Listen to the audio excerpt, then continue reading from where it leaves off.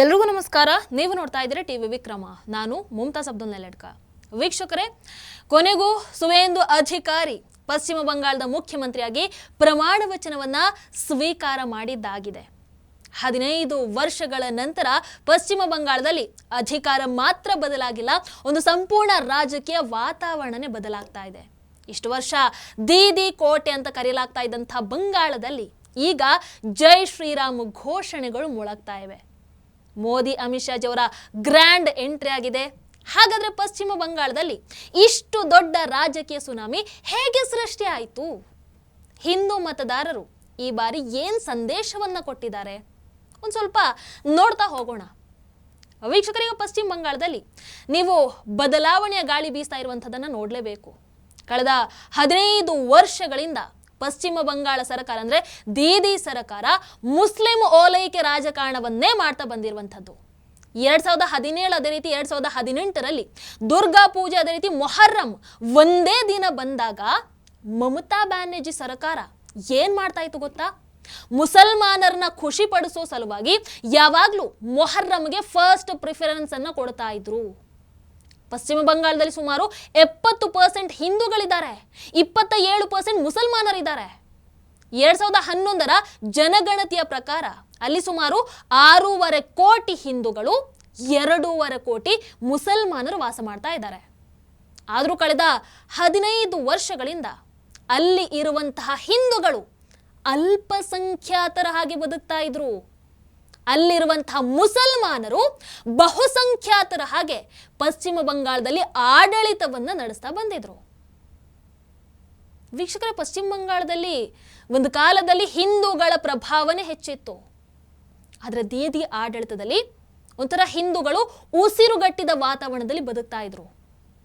ಆದರೆ ಈಗ ಬಿಜೆಪಿ ಹಿಂದೂಗಳು ಇಷ್ಟು ವರ್ಷಗಳಿಂದ ಒತ್ತಡಕ್ಕೆ ಒಳಗಾಗಿದ್ದಂತಹ, ಅವರ ಧಾರ್ಮಿಕ ಸ್ವಾತಂತ್ರ್ಯವನ್ನ ಕಿತ್ತುಕೊಂಡಂತಹ ಅವರ ಆ ಭಾವನೆಗೆ ಈ ಬಾರಿ ಒಂದು ಧ್ವನಿಯನ್ನ ನೀಡುವಂತಹ ಕೆಲಸವನ್ನ ಮಾಡ್ತು. ಅದರ ಫಲವಾಗಿ ಈ ಬಾರಿ ಬಿಜೆಪಿ ಗೆದ್ದಿದೆ. ನಿಮಗೆ 2014ರಲ್ಲಿ ನೆನಪಿರಬಹುದು, ಮೋದಿ ಸರ್ಕಾರ ಅಧಿಕಾರಕ್ಕೆ ಬಂದಾಗ ಏನಾಯ್ತು ಅಂತ. ಆ ಸಮಯದಲ್ಲೂ ಅಷ್ಟೇ ಭಾರತದ ಬಹುಸಂಖ್ಯಾತ ಹಿಂದೂಗಳ ಧ್ವನಿ ಒಂಥರ ದಶಕಗಳಿಂದ ಸಪ್ರೆಸ್ಗೆ ಒಳಗಾಗಿತ್ತು, ಸಪ್ರೆಸ್ ಮಾಡಲಾಗಿತ್ತು. ಆದ್ರೆ ಮೋದಿ ಸರ್ಕಾರ ಬಂದ ನಂತರ for the very first time BJP ಆ ಧ್ವನಿಯನ್ನ ಹೊರಗೆ ತರುವಂತ ಅವಕಾಶ ಕೊಡ್ತು, ಜೊತೆಯಾಗಿ ನಿಲ್ತು. ಹಿಂದೂ ದೇವಾಲಯಗಳ ಪುನರ್ಜೀವನ ಆಯಿತು. ಅದರಲ್ಲೂ ಮುಖ್ಯವಾಗಿ ಎಷ್ಟೋ ವರ್ಷಗಳ ಕನಸು ರಾಮ ಮಂದಿರ ನಿರ್ಮಾಣ ಆಯಿತು. ವೀಕ್ಷಕರೇ, ಪಶ್ಚಿಮ ಬಂಗಾಳದಲ್ಲಿ ಇವತ್ತು ಯಾಕೆ ಬಿಜೆಪಿ ಗೆದ್ದ ನಂತರ ಎಲ್ಲರೂ ರಸ್ತೆಗಿಳಿದು ಸಂಭ್ರಮಿಸ್ತಾ ಇದ್ದಾರೆ, ಯಾಕೆ ಜೈ ಶ್ರೀರಾಮ್ ಘೋಷಣೆಗಳು ಒಂದೇ ಸಮನೆ ಕೇಳ್ತಾ ಇದೆ ಅಂತ ನೀವು ಕೇಳಿದ್ರೆ, ಅಂದ್ರೆ ಯಾಕೆ ಇವರು ಇಷ್ಟು ಸಂತೋಷ, ಇಷ್ಟು ಸಂಭ್ರಮದಿಂದ ಕಳೀತಾ ಇದ್ದಾರೆ ಅಂತ ನೀವು ಕೇಳಿದ್ರೆ, ಕಳೆದ 15 ವರ್ಷಗಳಿಂದ ಅಲ್ಲಿ ಇರುವಂತಹ ಹಿಂದೂಗಳು, ಅದು ಹಿಂದೂ ವ್ಯಾಪಾರಿಗಳೇ ಆಗಿರಲಿ ಅಥವಾ ಹಿಂದೂ ಸಮಾಜದ ಯಾವುದೇ ವರ್ಗ ಆಗಿರಲಿ, ಅವರಿಗೆ ತಮ್ಮ ಹಬ್ಬಗಳನ್ನ ಸರಿಯಾಗಿ ಆಚರಿಸುವಂತಹ ಸ್ವಾತಂತ್ರ್ಯ ಇರಲಿಲ್ಲ. ದೇವಾಲಯಗಳಿಗೆ ಹೋಗೋದಕ್ಕೂ ಕೂಡ ಒಂದಷ್ಟು ಅಡೆತಡೆಗಳಿದ್ವು. ನೀವೇ ನೋಡಿದ್ದೀರಲ್ವಾ, ಮೊನ್ನೆ ದುರ್ಗಾ ದೇವಸ್ಥಾನ ಓಪನ್ ಆಯಿತು ಅಂದ್ರೆ ದೇವಸ್ಥಾನ ಓಪನ್ ಮಾಡೋದಕ್ಕೂ ಕೂಡ ಅಲ್ಲಿ ಅವಕಾಶ ಇರಲಿಲ್ಲ, ಪೂಜೆ ಮಾಡೋದಕ್ಕೆ ಅವಕಾಶವನ್ನು ಕೊಡ್ತಾ ಇರಲಿಲ್ಲ. ಹಿಂದೂಗಳಿಗೆ ಅಲ್ಲಿ ಸಮಾನ ಸ್ಥಾನಮಾನವನ್ನ ಕೊಡ್ತಾ ಇರಲಿಲ್ಲ. ಅಂದ್ರೆ ಮುಸಲ್ಮಾನರನ್ನ ನೋಡ್ಕೊಂಡಂತಹ ರೀತಿ, ಮುಸಲ್ಮಾನರನ್ನ ಕೈ ಹಿಡಿದು ಕರ್ಕೊಂಡು ಹೋದಂತಹ ರೀತಿ ಬೇರೆನೇ ಇತ್ತು. ಅಂದ್ರೆ ಮಮತಾ ಬ್ಯಾನರ್ಜಿ ಹಿಂದೂಗಳ ಜೊತೆಗೆ ಯಾವತ್ತೂ ಕೂಡ ನಿಲ್ಲಿಲ್ಲ. ಹಾಗಾಗಿ ಪಾಪ ಇವರು ಇಷ್ಟು ವರ್ಷಗಳಿಂದ ಇವೆಲ್ಲವನ್ನ ಸಹಿಸಿಕೊಂಡು ಆ ನೋವನ್ನ ನುಂಗಿ ಬದುಕ್ತಾ ಇದ್ರು. ಹಾಗಾಗಿ ಆ ಕೋಪ, ಆ ಬದಲಾವಣೆಯ ಕಿಚ್ಚು ಹಿಂದೂಗಳ ತಾಳ್ಮೆಯ ಕಟ್ಟೆ ಒಡೆದ ಪರಿಣಾಮ ಈ ಬಾರಿ ಪಶ್ಚಿಮ ಬಂಗಾಳ ಚುನಾವಣೆಯಲ್ಲಿ ನಮಗೆ ಉತ್ತರ ಕಾಣಿಸ್ತು ಬಿಜೆಪಿ ಗೆಲುವಿನ ಮೂಲಕ. ಪಶ್ಚಿಮ ಬಂಗಾಳದ ಜನ ಈ ಬಾರಿ ಮಮತಾ ಬ್ಯಾನರ್ಜಿ ಸರ್ಕಾರವನ್ನ ಸಂಪೂರ್ಣವಾಗಿ, ಅದು ಸಣ್ಣ ಮಟ್ಟದಲ್ಲಿ ಏನಲ್ಲ, ಸಂಪೂರ್ಣವಾಗಿ ಅಧಿಕಾರದಿಂದ ಕೆಳಗಿಳಿಸಿಬಿಟ್ಟಿದ್ದಾರೆ.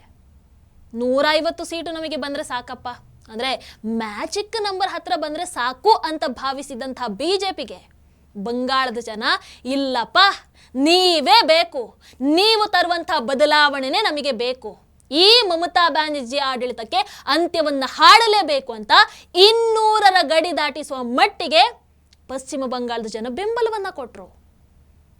ಹಾಗಾಗಿ ಈಗ ಚುನಾವಣೆ ಫಲಿತಾಂಶದ ನಂತರ ಅಂತೂ ಪಶ್ಚಿಮ ಬಂಗಾಳದಲ್ಲಿ ಸನಾತನದ ಭಾರಿ ಮಟ್ಟದ ಮರುಪ್ರವೇಶ ಆಗುತ್ತೆ ಅನ್ನುವಂತಹ ಮಾತುಗಳು ಕೇಳಿ ಬರ್ತಾ ಇದೆ. ಅಂದ್ರೆ ಇಷ್ಟು ವರ್ಷಗಳ ಕಾಲ ದೀದಿ ಆಡಳಿತದಲ್ಲಿ ಎಲ್ಲದಕ್ಕೂ ಕೂಡ ತಡೆ ಇತ್ತು.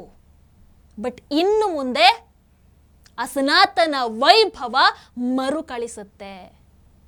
ಬಹುಶಃ ಅದರ ಭಾಗವಾಗಿಯೋ ಏನೋ ಶುಕ್ರವಾರ ಅಮಿತ್ ಶಾಜಿ ಅವರು ಕೋಲ್ಕತ್ತಾಗೆ ತಲುಪಿದ ತಕ್ಷಣ ಅವರು ಮೊದಲು ಭೇಟಿ ಕೊಟ್ಟಿದ್ದೆ ಪ್ರಸಿದ್ಧ ದಕ್ಷಿಣೇಶ್ವರ ಕಾಳಿ ದೇವಸ್ಥಾನಕ್ಕೆ. ಅಲ್ಲಿ ಹೋಗಿ ಪೂಜೆಯನ್ನು ಸಲ್ಲಿಸ್ತಾರೆ. ವೀಕ್ಷಕರ, ಅಮಿತ್ ಶಾಜಿ ಅವರು ದೇವಸ್ಥಾನಕ್ಕೆ ತೆರಳಿ ಪೂಜೆಯನ್ನು ಸಲ್ಲಿಸೋ ಮೂಲಕ ನಾನು ಆಗಲೇ ಹೇಳಿದ ಹಾಗೆ ಪಶ್ಚಿಮ ಬಂಗಾಳದ ಜನರಿಗೆ ಒಂದು ದೊಡ್ಡ ಮಟ್ಟದ ಸಂದೇಶವನ್ನು ಕೊಟ್ಟಿದ್ದಾರೆ. ಇದಕ್ಕೂ ಮೊದಲು ಅಂದರೆ ಚುನಾವಣಾ ಪ್ರಚಾರದ ಸಂದರ್ಭದಲ್ಲಿ ಪ್ರಧಾನಮಂತ್ರಿ ನರೇಂದ್ರ ಮೋದಿಜಿಯವರು ಕೂಡ ದೇವಸ್ಥಾನಕ್ಕೆ ಭೇಟಿಯನ್ನು ಕೊಟ್ಟಿದ್ರು. ಅವರ ಆ ದೇವಸ್ಥಾನ ಭೇಟಿ ಕೂಡ ಪಶ್ಚಿಮ ಬಂಗಾಳದ ಜನರಿಗೆ ಒಂದು ದೊಡ್ಡ ರಾಜಕೀಯ ಸಂದೇಶ ಆಗಿತ್ತು. ಹಾಗಾಗಿ ಈಗ ಪಶ್ಚಿಮ ಬಂಗಾಳ ದೀದಿ ಆಡಳಿತದಿಂದ ಮುಕ್ತ ಆಗಿದೆ, ಸ್ವತಂತ್ರವಾಗಿದೆ. ಅಂಡ್ ಆ ಸ್ವಾತಂತ್ರ್ಯವನ್ನ ಎಲ್ಲರೂ ಕೂಡ ಅನುಭವಿಸ್ತಿದ್ದಾರೆ. ಈಗ ಅಲ್ಲಿರುವಂತಹ ಹಿಂದೂಗಳು ಮುಕ್ತವಾಗಿ ದೇವಸ್ಥಾನಗಳಿಗೆ ಹೋಗಬಹುದು, ಮುಕ್ತವಾಗಿ ರಸ್ತೆಯಲ್ಲಿ ನಿಂತು ಜೈ ಶ್ರೀರಾಮ್ ಘೋಷಣೆಯನ್ನು ಕೂಗಬಹುದು, ತಮ್ಮ ಹಬ್ಬಗಳನ್ನ ಮುಕ್ತವಾಗಿ ಆಚರಿಸಬಹುದು, ತಮ್ಮ ಮೆರವಣಿಗೆಗಳನ್ನ ಮುಕ್ತವಾಗಿ ನಡೆಸಬಹುದು. ಅಂತಹ ವಾತಾವರಣ ಅಂತ ಇವತ್ತು ಪಶ್ಚಿಮ ಬಂಗಾಳದಲ್ಲಿ ನಿರ್ಮಾಣ ಆಗಿದೆ ಅಂತಂದ್ರೆ ಖಂಡಿತವಾಗ್ಲೂ ಕೂಡ ತಪ್ಪಾಗಲ್ಲ. ವೀಕ್ಷಕರು, ಇನ್ನೊಂದು 3 ಪಾಯಿಂಟ್ಗಳಲ್ಲಿ ಈಗ ಬಂದಿರುವಂತಹ ಬಿಜೆಪಿಯ ಹೊಸ ಸರ್ಕಾರದ ರೋಡ್ ಮ್ಯಾಪ್ ಏನು ಅಂತ ಅರ್ಥ ಮಾಡ್ಕೊಳ್ಳೋಣ. ಪಾಯಿಂಟ್ ನಂಬರ್ 1, ಬಿಜೆಪಿಗೆ ಅತ್ಯಂತ ದೊಡ್ಡ ಸವಾಲಿರುವಂಥದ್ದು ಪಶ್ಚಿಮ ಬಂಗಾಳದ ಕಾನೂನು ಸುವ್ಯವಸ್ಥೆಯನ್ನು ಸರಿದಾರಿಗೆ ತರುವಂಥದ್ದು, ಲಾ ಆ್ಯಂಡ್ ಆರ್ಡರ್. ಅಲ್ಲಿನ ಜನ ಇಷ್ಟು ವರ್ಷಗಳ ಕಾಲ ಆ ಹಿಂಸೆಯನ್ನ ನೋಡಿ ಬೇಸತ್ತು ಹೋಗಿಬಿಟ್ಟಿದ್ದಾರೆ. ಈಗ ಹಿಂಸಾಚಾರ ಮುಕ್ತ ಆಡಳಿತವನ್ನ ಅಲ್ಲಿನ ಜನ ಬಿಜೆಪಿಯಿಂದ ಬಯಸ್ತಾ ಇದ್ದಾರೆ. ಪಾಯಿಂಟ್ ನಂಬರ್ 2, ಪಶ್ಚಿಮ ಬಂಗಾಳದಲ್ಲಿ ಇನ್ನೊಂದು ದೊಡ್ಡ ಸಮಸ್ಯೆ ಇರುವಂಥದ್ದು ಅಕ್ರಮ ಬಾಂಗ್ಲಾ ನುಸುಳುಕೋರರು. ಆ ಅಕ್ರಮ ಬಾಂಗ್ಲಾ ವಲಸಿಗರನ್ನ ಹೊರಹಾಕುವಂಥದ್ದು ಬಿಜೆಪಿಯ ಹೊಸ ಸರ್ಕಾರದ ಅತ್ಯಂತ ದೊಡ್ಡ ಸವಾಲಾಗಿರುತ್ತೆ. ಅಂಡ್ ಈ ವಿಚಾರದ ಮೇಲೆ ಬಹುಶಃ ಶೀಘ್ರದಲ್ಲೇ ಕೆಲಸ ಆರಂಭ ಕೂಡ ಆಗತ್ತೆ. ಪಾಯಿಂಟ್ ನಂಬರ್ 3, ಕಳೆದ 15 ವರ್ಷಗಳಲ್ಲಿ ಅಭಿವೃದ್ಧಿಯ ಅನೇಕ ಕ್ಷೇತ್ರಗಳಲ್ಲಿ ಪಶ್ಚಿಮ ಬಂಗಾಳ ಸಂಪೂರ್ಣವಾಗಿ ಬಹಳ ಹಿಂದೆ ಬಿದ್ದಿದೆ. ಅಭಿವೃದ್ಧಿ ಕೆಲಸಗಳು ಸರಿಯಾಗಿ ನಡೀತಾ ಇರಲಿಲ್ಲ. ಕೇಂದ್ರ ಸರ್ಕಾರ ಹೊಸ ಯೋಜನೆಗಳನ್ನು ತಂದಾಗ ಅವುಗಳನ್ನು ಮಮತಾ ಬ್ಯಾನರ್ಜಿ ಸರ್ಕಾರ ಪಶ್ಚಿಮ ಬಂಗಾಳದಲ್ಲಿ ಜಾರಿಗೆ ಬರೋದಕ್ಕೆ ಬಿಡ್ತಾ ಇರಲಿಲ್ಲ. ಈಗ ಹೊಸದಾಗಿ ಬಂದಿರುವಂತಹ ಬಿಜೆಪಿ ಸರ್ಕಾರ ಮತ್ತೆ ಪಶ್ಚಿಮ ಬಂಗಾಳದಲ್ಲಿ ಹೂಡಿಕೆ, ಕೈಗಾರಿಕೆ, ಇನ್ಫ್ರಾಸ್ಟ್ರಕ್ಚರ್, ಉದ್ಯೋಗ ಸೃಷ್ಟಿಯ ಮೇಲೆ ಫೋಕಸ್ ಅನ್ನು ಕೊಡಬೇಕಾಗತ್ತೆ. ಇಲ್ಲಿವರೆಗೆ ಪಶ್ಚಿಮ ಬಂಗಾಳದಲ್ಲಿ ಸರಿಯಾಗಿ ಜಾರಿ ಆಗದೇ ಇದ್ದಂತಹ ಮೋದಿ ಸರ್ಕಾರದ ಒಂದಷ್ಟು ಜನಪರ ಯೋಜನೆಗಳು ಈಗ ಜನರಿಗೆ ತಲುಪುತ್ತೆ ಅನ್ನುವಂತಹ ನಿರೀಕ್ಷೆ ಅಂತೂ ಖಂಡಿತವಾಗಲೂ ಇದೆ. ಶುಕ್ರವಾರ ಅಮಿತ್ ಶಾಜಿ ಭಾಷಣವನ್ನು ಮಾಡ್ತಾ ಮತ್ತೊಂದು ಮಹತ್ವದ ವಿಚಾರವನ್ನು ಹೇಳ್ತಾರೆ. ಏನು? ಅಸ್ಸಾಂ, ಅದೇ ರೀತಿ ತ್ರಿಪುರಾ ನಂತರ ಈಗ ಪಶ್ಚಿಮ ಬಂಗಾಳದಲ್ಲೂ ಕೂಡ ಬಿಜೆಪಿ ಸರ್ಕಾರ ಬಂದಿದೆ. ಹಾಗಾಗಿ ಅಕ್ರಮ ಬಾಂಗ್ಲಾ ವಲಸಿಗರು, ಅದೇ ರೀತಿ ವೋಟ್ ಬ್ಯಾಂಕ್ ರಾಜಕಾರಣ, ಇವೆರಡಕ್ಕೂ ಕೂಡ ಸಂಪೂರ್ಣವಾದಂತಹ ಬ್ರೇಕ್ ಬಿದ್ದೇ ಬೀಳುತ್ತೆ. ये विजय का एक और मायना है. आज त्रिपुरा में हमारी सरकार है, असम में हमारी सरकार है और बंगाल में भी अब हमारी सरकार बनी है. घुसपैठ असंभव होने वाली है, गौ तस्करी असंभव होने वाली है और दृढ़ता के साथ बंगाल सरकार और भारत सरकार इस सीमा को राष्ट्र की सुरक्षा के अभेद किले के अंदर परिवर्तित कर लेगी. ವೀಕ್ಷಕರ, ಪಶ್ಚಿಮ ಬಂಗಾಳದಲ್ಲಿ ಬಿಜೆಪಿಯ ಗೆಲುವು ಎಷ್ಟು ದೊಡ್ಡ ಮಟ್ಟದಲ್ಲಿ ಇತ್ತು ಅಂತಂದ್ರೆ ಒಂದಷ್ಟು ಅಂಕಿಅಂಶಗಳು ಇದಕ್ಕೆ ಸಾಕ್ಷಿಯಾಗಿ ನಿಂತಿವೆ.